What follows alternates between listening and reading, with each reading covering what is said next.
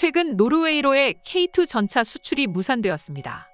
그러면서 역시 한국 무기는 아직 독일이나 다른 유럽 무기에 비해서 약한가? 라는 해외 네티즌들의 의문부호가 뒤따랐습니다. 하지만 얼마 전 한국과 형제의 국가를 자청한 폴란드에서 이런 반응을 무시하기라도 하듯 아예 한국산 무기로 무장한 부대를 창설했다는 소식이 들려왔는데요. 자세한 내용 살펴보도록 하겠습니다.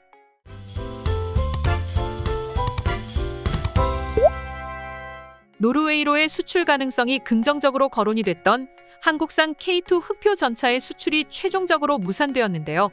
하지만 우리 국방부는 수주가 실패한 것은 안타깝지만 오히려 잘 됐다는 반응을 보였습니다. 아쉽지만 한국 전차가 우수한 정차임은 이번에 확인받을 수 있었다는 내용의 입장문을 발표하면서까지 말이죠. 좀 더 자세히 살펴보자면 다만 본 사업 입찰을 통해 시험평가 체계를 국제적으로 인정받는 노르웨이 정부로부터 한국 전차가 모든 요구사항을 만족하는 우수한 전차임을 확인받을 수 있었다. 고 자평했습니다. 기술력에서 세계 최고 수준을 자랑하는 독일 전차와 동등 이상임을 증명했다는 점에서 한국 전차의 수출 전망은 오히려 밝아졌다고 판단된다면서 수주 무산건을 긍정적으로 해석했습니다.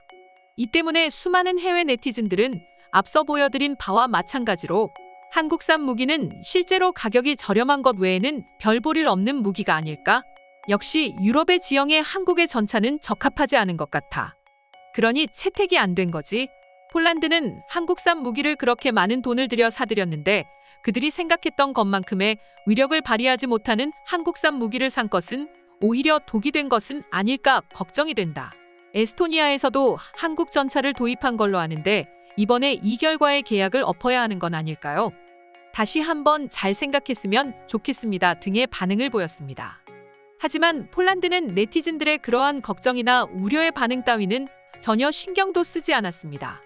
오히려 얼마나 대단한지 보여주기라도 하겠다는 듯이 한국산 무기로 완전히 무장해버렸고 심지어는 군대까지 창설해버렸는데요. 실제로 지난달 23일 업계에 따르면 폴란드는 북동부 지역에서 벨로루시와 러시아 국경 근처에 한국산 무기를 장착한 새로운 사단을 배치하고 있다고 합니다. 마리우시 부와슈차크 폴란드 국방부 장관은 새로 창설된 제1군단 보병사단이 폴란드군이 보유한 가장 현대적인 장비를 갖추게 될 것이라고 말하며 특히 연합군은 한국과 미국의 주력 전차를 인수하게 된다고 말했습니다. 이어서 16기계화 사단이 주로 K2 전차를 이용하고 18기계화 사단이 미국군 주력 전차인 에이브람스 전차를 갖추고 폴란드 포들라스키의 사단은 K2와 에이브람스 모두를 갖추게 된다고 덧붙였습니다. 이때 부와슈차크 장관은 특히 폴란드에 도착한 현대식 무기를 최대한 활용하는 게 중요하다고 강조했는데요. K2 전차 첫 번째 예는 이미 폴란드 육군이 운용 중에 있습니다. 새 사단의 일부가 될 포병 여단은 한국에서 생산된 155mm 자주포 K9과 K9 자주포의 영국제 AS-90 포탑을 합친 자주포 AHS 그랩 그리고 무인항공정찰단지 글라디우스 등이 배치돼 포병과 교신하게 된다고 합니다. 다들 아시다시피 폴란드는 지난해 7월 한국에 와서 무기를 싹쓸이 해갔습니다. 오픈런 한 것도 아니고 큰손 어른이 제대로 찾아와 K2 전차 980대와 K9 자주포 600문, FA-50 경공격기 48대의 계약을 체결했으며 K239 다연장 로켓 천무 또한 288문 가량이나 사갔습니다. 말 그대로 재벌 행세 제대로 해버렸죠. 그러면서 그렇게 사들인 한국 무기를 제대로 사용까지 하고 있으니 판매한 입장에서도 매우 만족스럽습니다. 그런데 폴란드의 이런 행보는 여기서 끝이 아닙니다. 과거 마리우시 부와슈차크 폴란드 부총리 겸 국방부 장관은 지난 12월 6일 그디니아 해군기지에서 진행된 한국산 무기 입고식에서 고대 로마의 유명한 전쟁 격언을 이용해 연설했는데요. 우리는 평화를 원합니다. 이에 전쟁을 준비하고 있습니다. K2 전차와 K9 자주포는 가장 현대적인 무기에 속합니다. 이들 장비로 폴란드는 침략자를 효과적으로 저지할 것입니다라고 말이죠. 그리고 그 말과 행동이 일치하고 있습니다. 폴란드의 한국산 무기 쇼핑은 아직 멈추지 않았습니다. 몇 번이고 말했지만 여전히 폴란드는 한국산 최신식 무기에 관심을 보이고 있습니다. 이달 방문을 계획하고 있다고 알려진 폴란드 최대 국영 방산그룹 회장은 한국의 KF-21 4.5세대 전투기와 레드백 도입을 직접 눈으로 보고 도입을 고려하기 위해서 오는 것이 이번 방안의 주목적이라고 합니다.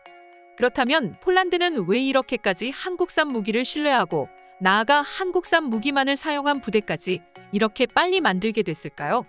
일단 가장 중요한 점은 폴란드가 한국산 무기를 도입한 시기입니다. 폴란드가 한국산 무기를 도입했을 때는 이미 러시아와 우크라이나 전쟁이 한창인 시절이었습니다.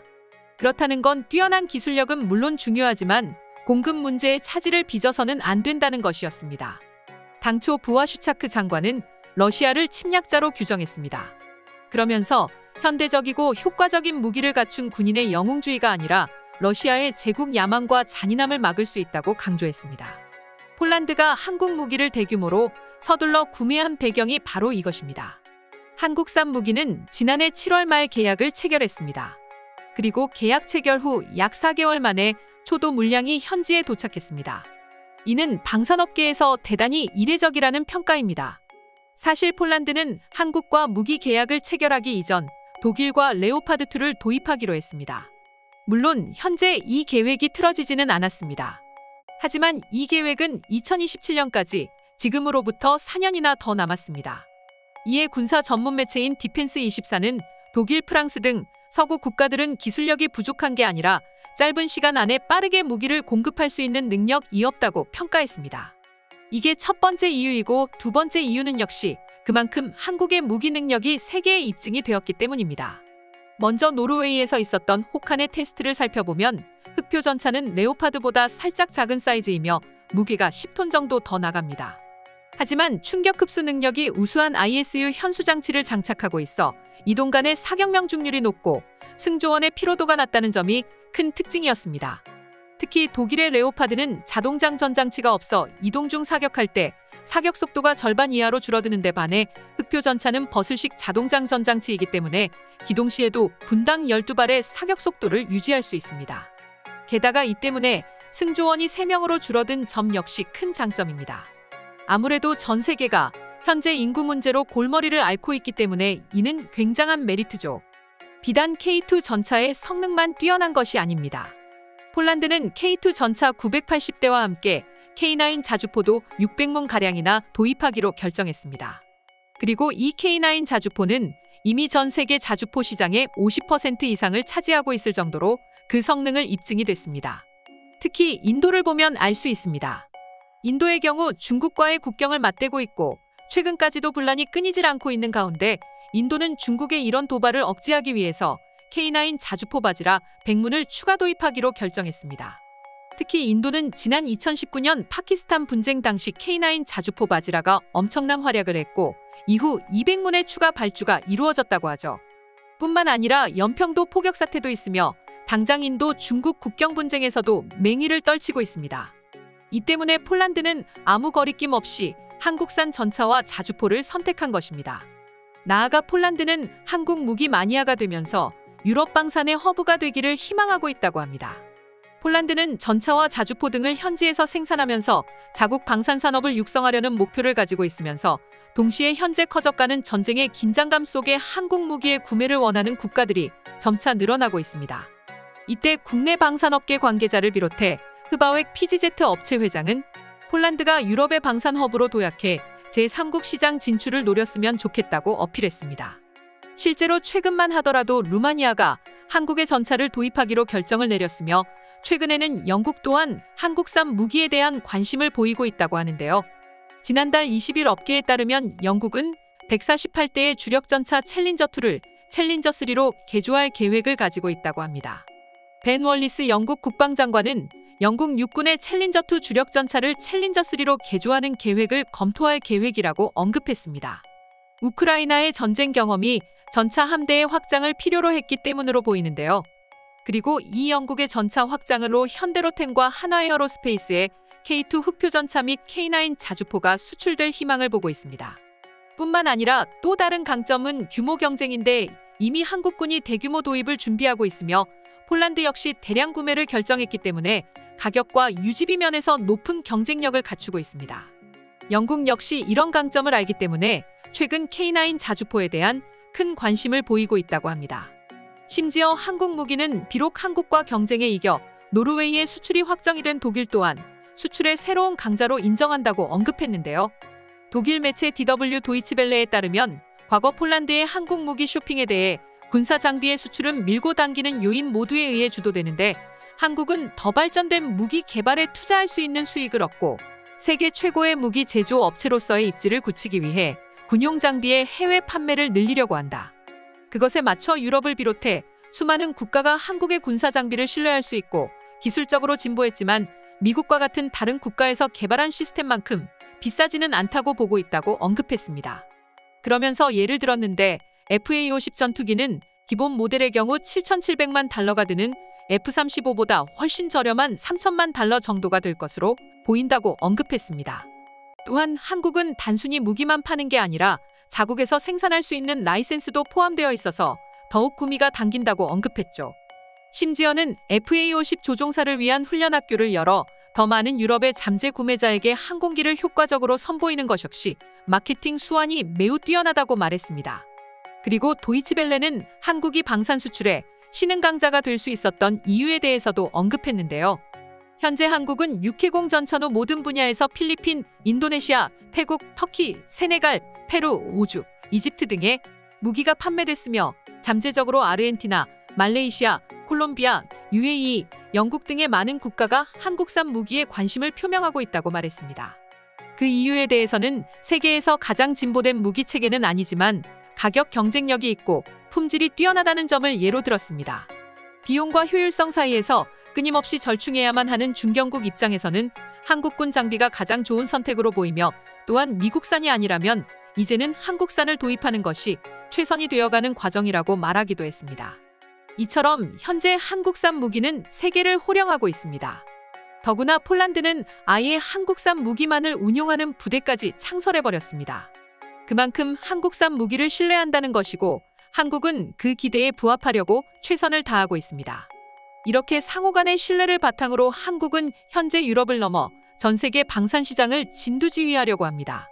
정말이지 소총 한 자루 생산할 수 없었던 나라에서 현대식 최첨단 무기를 이렇게 개발하고 세계적으로 인기를 얻고 있다는 점에서 큰 충격을 받지 않을 수가 없는데요. 그럼 지금부터 해외 네티즌들은 폴란드가 아예 한국산 무기만을 운용하는 부대를 창설한 점에 대해서 또 전반적인 한국산 무기에 대해서 어떻게 생각하고 있는지에 대해 살펴보도록 하겠습니다. 한국산 무기는 어디에 내놔도 세계 최강이 틀림없습니다.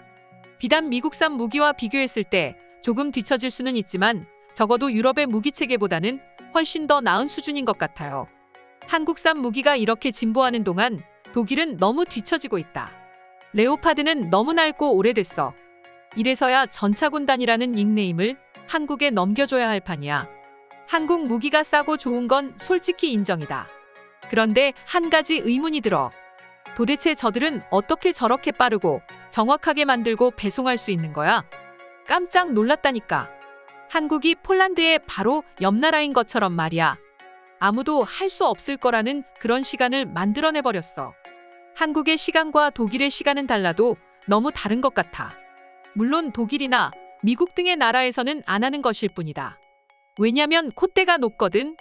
내가 최고라는 인식을 가지고 있어서 그래. 그런데 한국은 내가 최고라는 인식에 서비스가 결합됐어. 매우 친절하고 빠르다. 이건 무기의 성능 그 이상으로 평가되어야 할 항목이야. 솔직히 한국이 전차 분야에서 강하다는 건 인정할 수밖에 없는 사실입니다. 하지만 FA-50 경공격기나 KF-21 같은 전투기 분야에서는 조금 미흡합니다. 그럼에도 불구하고 폴란드는 왜 저것을 도입한 걸까요? 적어도 이 부분만큼은 이해가 안 됩니다. 한국의 KF-21 전투기는 록히드 마틴사도 깜짝 놀라게 만들었어. 미국제 전투기와 비슷한 외형을 가진 것뿐만 아니라 성능 역시 그들과 동레벨에 있다고 해도 과언이 아닐 정도로 명품 전투기를 만들었다니까. 한국으로 인해 무기업계의 판도가 완전히 뒤집힐 거다. 유럽의 무기는 이제 세계에 잘 팔리지 않을 거야. 같은 나토 국가라고 하더라도 말이야.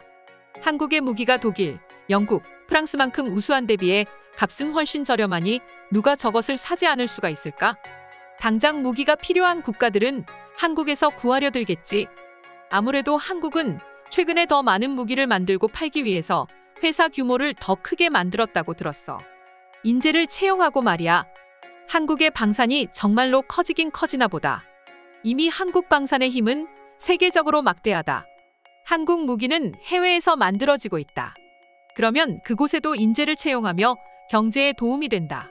그렇다는 건 한국은 정말로 선한 영향력을 떨치고 있는 거겠지. 무기를 만들어서 판매하는데 선한 영향력이라고? 억지도 그런 억지가 없다. 그건 있을 수 없는 일이야. 해서도 안 되는 일이고. 하지만 지금은 이렇게 무기를 구입하고 만들지 않으면 언제 침략을 당할지도 모르고 언제 어떤 일을 당할지도 몰라. 제발 현재 세계의 정세를 읽었으면 좋겠어.